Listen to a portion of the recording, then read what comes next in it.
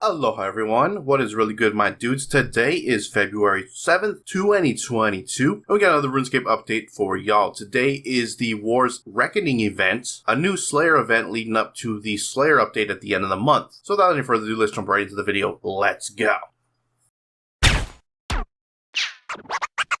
Cats is the illest. What you talking about, Willis?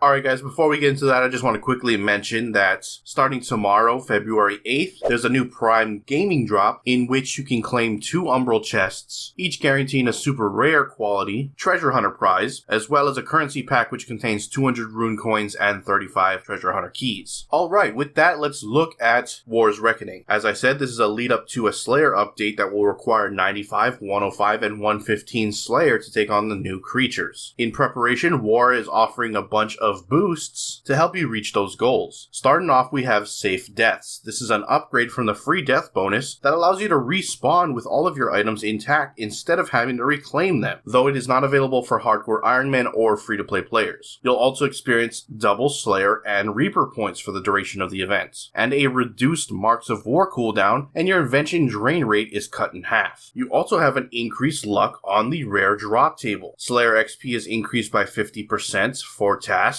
but it is not applicable with double XP, which will be active later in the month. Do note that this is not available for Ironman or hardcore Ironman. And finally, we have the return of the Elder Overload Golems at War's Retreat. Once again, not available for Ironman, hardcore, or free-to-play players. And that is it. If you're not 95, 105, or 115 Slayer, you want to get on it right now. Take advantage of War's Reckoning and reach those levels so when it comes out on the 28th this month, you'll be able to take on those new creatures. With that said, we're going to shift on over to the patch notes now and see what's been changed with today's update, so let's check it out. They have addressed several feedback regarding the combat item tooltips from last month's Ninja Strike. They have clarified that crystal shields also work for attuned crystal weaponry's dual wield effect. Clarified that the upgrade bone pipe poison damage rate is doubled. Clarified that the bonus ability damage from Bane ammunition depends on the ability used. And they fleshed out the blood amulets tooltip with more details regarding damage, cooldown, and the chance of activation, and fixed the typo on the Ring of Wealth tooltip. The Crocodile Path in the Het Oasis Agility course now offers slightly better XP. Players in Het's Oasis are now informed via chat box when a new Crocodile Path appears. Prayer Powders now have tooltips stating their effects. Fixed an issue that prevented players from progressing in the city of Sentistan Blood Ward if that player was in a friend's chat with loot share enabled. The naming of died items from the Elder God Wars has been made more consistent. Croesus's health bar now correctly clears after leaving the encounter area. Fixed an issue with the minigame UI during the Rogue Trader mini-quest. Fixed an issue where players could disconnect if they had a Water Fiend familiar summoned when using a magical fishing spot in deep sea fishing. Rack and Rack in Ruin will now correctly have their damage reduced by the energizing perk. The Maul of Omens can no longer be traded. And finally, they removed an error message from the help overlay in the wardrobe UI. And that is it for your patch notes. Links to everything discussed in this video will be down in the description below. Head on over there to check them out. With that, I'm going to wrap up the video. If you enjoyed it, hit that like button. If you're not subscribed yet and you want to stay up to date on all things RuneScape related, then hit that subscribe button. Anyways, I appreciate you watching. I'm out. Aloha.